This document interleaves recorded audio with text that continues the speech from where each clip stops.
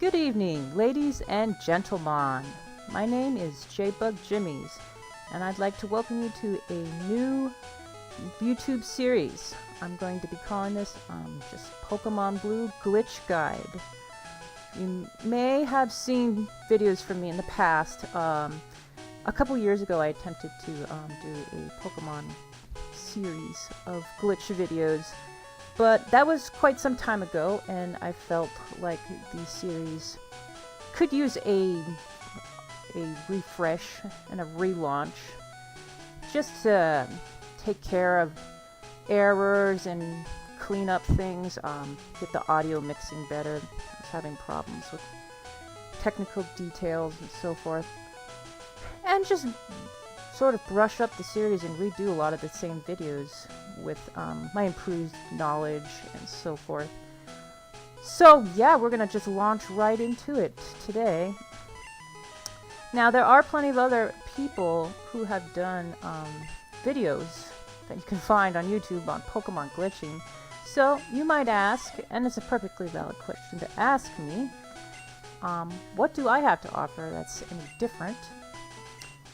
And from what I've seen from Pokemon glitch videos, and I've watched a fair number of them because I'm a big fan of Pokemon glitching, they seem to fall into roughly two categories. Got my name here. First of all, you've got people making videos just to play around with the glitches and have fun showing off the craziness that can result from glitching. Which is great. Those are fun to watch. Always entertaining. Then you have people who tend to be the actual glitch researchers who go into the game and actually figure this stuff out or look at the coding itself. And they will then record videos demonstrating their findings and explain how to go about reproducing the glitch effects. Or they'll go into nice detailed explanations on why the glitches occur. And both of these categories are great. It just depends on what you're looking for at the time. But what I'm interested in doing is sort of straddling the line between the two. I want to make glitching accessible as wide of an audience as possible. And I want to share how neat it is and how fun glitching can be. Just try and share the appeal with everyone. And I want to do this by offering basic explanations in my videos on why these glitches occur, and also offering clear, easy steps on how to reproduce the glitches in case you want to try it out yourself. But I also want to just showcase the crazy fun results of these glitches as well, in case you just want to watch someone else doing it, which is fun too. That's always entertaining.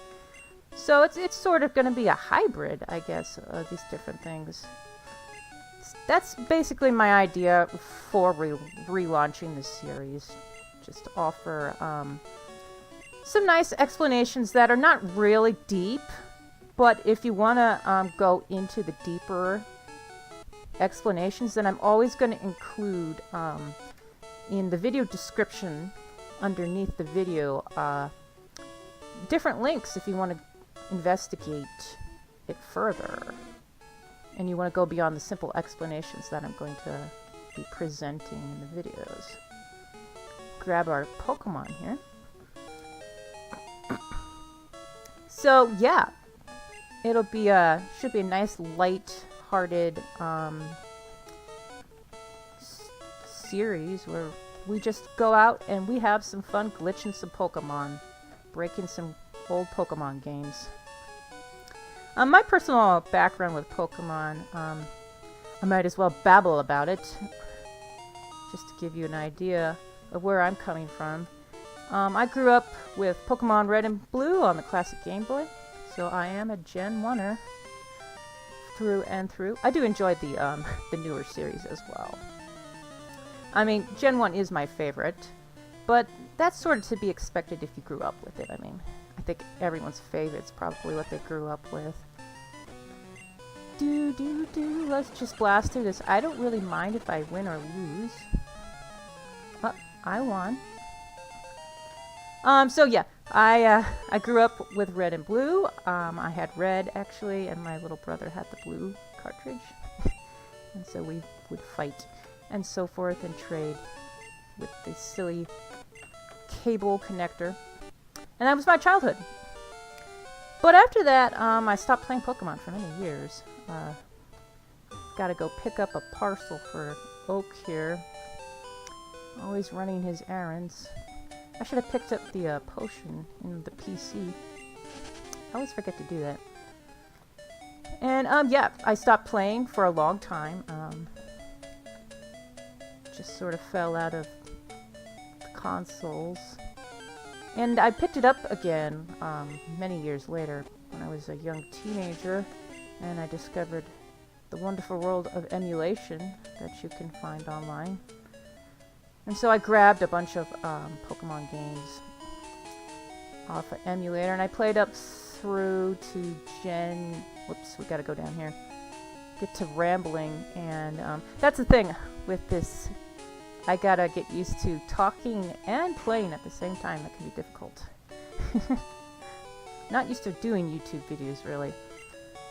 So yeah, I played up straight through to Gen 5, and that was my basic Pokemon experience. So really, I guess I can only say that I grew up with Red and Blue. All the others were kind of novel experience to me. And you might ask why on earth I'm still playing Red and Blue to this day. And why am I making new videos on glitching this very old game?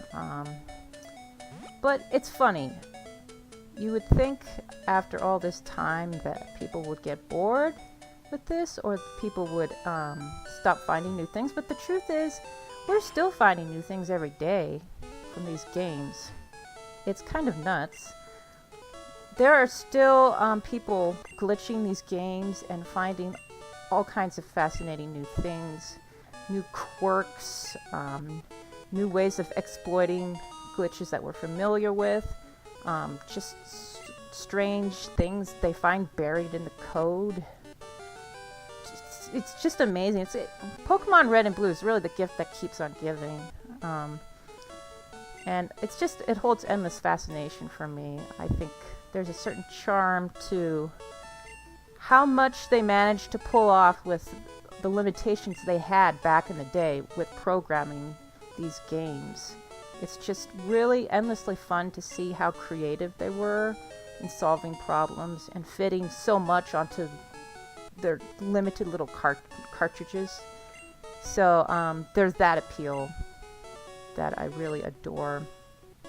And there's also the endless appeal of being able to do so many things with these games without the use of a cheating device. I never had a Game Shark as a kid, and the emulators obviously often allow for... Come on, blast through there. Gosh, he sure talks a lot, doesn't he? The emulators obviously can allow for use of Game Shark and so forth, but it's so much more fun to see what you can do without the cheating device. And you'll see throughout the series just how deep the rabbit hole goes, as it were, just how much control we can gain over these games just from the sheer exploitation of glitches. It's really quite remarkable. And I don't know, I just think it's really cool, and I hope other folks agree. If you're watching this, then you must probably have at least some interest and appeal to glitches, and I hope that on this journey we take, I'll be able to show you some pretty fun stuff. Now, something else I wanted to cover real quick. Oh boy, Viridian Forest. Okay, so let's see. I want to go up here. I have to focus a moment before I get back to what I was saying. No, not this way. See, I haven't been in Viridian Forest in so long that I just don't remember how to navigate the darn thing. Look, here's a sign warning us about poison. I think we need actually to, before we enter, let's go heal at the Poké Center real quick. That would be good. Or let's see. I forgot to grab the map, didn't I? I should have a town map. just for the sake of having it. Let's go and do that real quick. You know what? Let me pause this real quick and let me grab some things and then I'll get back to you. Okay, back in Viridian Forest. Just wanted to grab the map real quick. Didn't want to waste your time. Okay, so I was talking about real hardware. So these are obviously done on emulation, as I'm sure you've noticed by now. I'm using actually Visual Boy Advance at the moment, which is not the is not the recommended emulator to use for Game Boy games. What you actually want to do, let's say the state right here in particular. What you actually want to do is, okay, so F3 is use BGB, because that is definitely the premier emulator for Game Boy games, and it's the most accurate emulator when compared to actual hardware. So when I need something with higher accuracy, I will definitely switch over to BGB. But VBA is fine for using it for some things, because there's still plenty of glitches that can be reproduced on other emulators as well, and they're still valid and will function on real Game Boy hardware, because they've also been tested on actual hardware and also work there. Actually, what I'm doing at the moment is trying to change the batteries on my red and blue cartridges that I have from childhood. They're pretty old by now. They're still working, but they're pretty faded by now. And once I get those switched over, I want to actually play around with a lot of these glitches on the real hardware. So that'll be fun. But yeah, in terms of fidelity, a lot of these glitches, most of these glitches, I'll be sure to let you know if it's not the case. Oh boy, this Caterpie is going to take a while to kill me. I really should have gotten myself poisoned. Okay, well this is going to take a while. We'll be here a while. I'm trying to do something at the moment, obviously. I don't want to get beat up by a Caterpie. But yes, the point I was trying to make while I was fighting the Caterpie at the same time is that most of these glitches are also reproducible on real hardware. I will let you know if there is an instance where it is specifically an emulator glitch and it doesn't show up on the actual carts. But yeah, don't worry about that part. And don't worry, I actually own the actual cartridges, so it's fine that I'm emulating things. I also own copies of these games on the 3DS Virtual Console as well. So that's all good. But yeah, as I was saying, things I want to cover with this series. Let's see. The major glitches pretty much are my goal. I might end up struggling before this guy knocks us out. Oh, you got a crit. That's good. So I want to try and cover all the major glitches you find in red and blue. And my order is basically what I'm planning on doing, is trying to go from the simpler glitches to the more advanced and complicated glitches. So we're going to start off the series with the relatively simple stuff that's pretty easy to reproduce yourself and pretty easy to explain. And then we'll move on to the more complicated stuff towards the end. And then after that, I don't know, we can just screw around with sub-glitches or more minor glitches that happen to catch our interest or whatnot. That's the basic game plan we got going. So yeah, I'm looking forward to it. I don't know, in terms of my own personal time span, how much time I'll be able to make these videos and whether it'll be on a consistent schedule or not. At the moment, I'm in the middle of summer, so I have a lot of spare time, which is great. But that will change because I am currently going to school try and earn a master's degree. So once school starts back up, obviously things will get pretty hectic again. But I'll do my best to update when I can and try and get as many done now during the summer while I have the time. And yeah, and once things get hectic during school, I may have to take a break for a while, but then I'll be able to go back to it later on. So hopefully we'll be able to do that. And now we're fighting Gary. Hi, Gary. Well, we called him Jack, but we all know he's Gary. Well, I should have grabbed that potion. Yeah. The trick I want to do may not work out for me because, he's using Sand Attack, and I didn't grab my spare potion. Oh my goodness, really? Okay, well... kind of futzed that up. I just did a Pidgey. Okay, well, plan B. We're gonna go fish around in here for a Pokemon. I was gonna use his Squirtle for a neat trick. But we'll try this Rattata. Oh, we might... I'm trying to remember off the top of my head if I want Pidgey, if I want Rattata, if I want a Caterpie.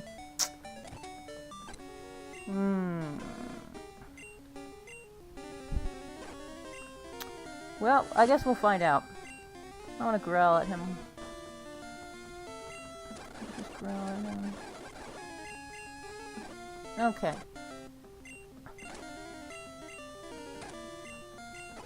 Okie doke. So we're gonna take a quick trip back to Viridian Forest. Wait, actually, before we do, did I grab Pokeballs yet? I have one Pokeball. That's not the mark. I mean, we could try and chance it with a YOLO ball and just try and get it with one Pokeball, but I'd rather be on the safe side and grab a couple more.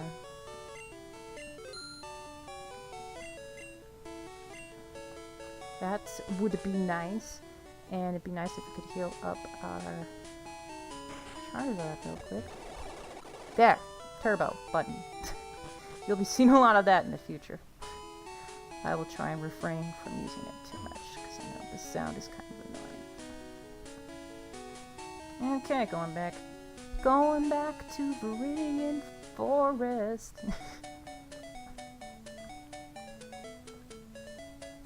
And get... Ooh, yeah, we have to be careful to step around this grass. Don't want to encounter anything more on the way. And here we go. I came here with some friends. They're out for Pokemon fights. Who is speaking? What is this mysterious voice? Aw, yeah, we did it right. Awesome. Nidoking.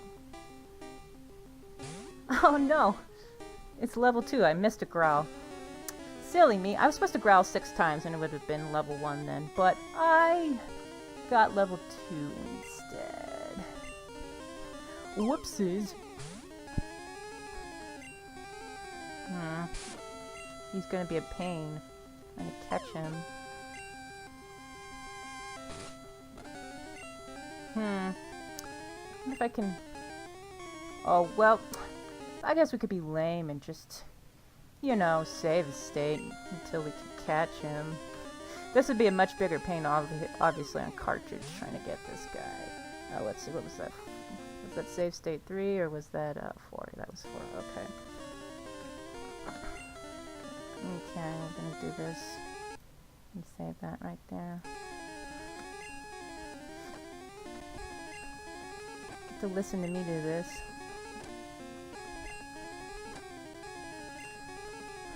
Oh my gosh!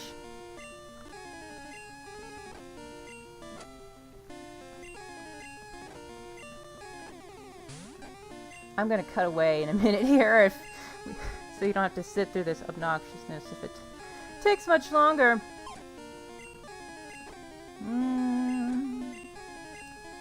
Okay, we'll pause it for a moment. Alright, so that wasn't so bad. I just had to scratch him and then I was able to catch him. I wasn't sure if scratching him would completely kill him or not, but it was fine.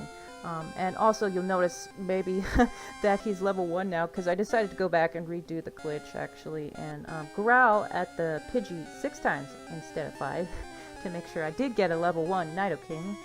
And I'll show you why that's important in a minute here. But yeah, we got Nidoking now, so that's pretty badass. Bet you didn't know there were Nidoking just hiding out in the Viridian Forest. We're not going to bother with a nickname. Anyway, that's about all I wanted to show you for this episode. Basically, the point of this episode was just to ramble a bit and announce the start of the new series and just get a little housekeeping out of the way and get my explanations out there. Nothing major beyond that, and showing this weird glitch just sort of whet the appetite, as it were. I wasn't going to actually offer an explanation for this, but next time I will offer an explanation for what the heck is going on here. Let's just kill this Metapod first. Oh yes! This is why Turbo is nice at times. Because of hardening Metapods. Oh look, Nidoking grew to level 100. That was fast. Pretty good grinding you can do in Viridian Forest, apparently. So yeah, there's your level 100 Nidoking in Viridian Forest at just the very start of the game. It's pretty neat. Anywho, that'll be it for tonight. I hope you guys enjoyed my rambling.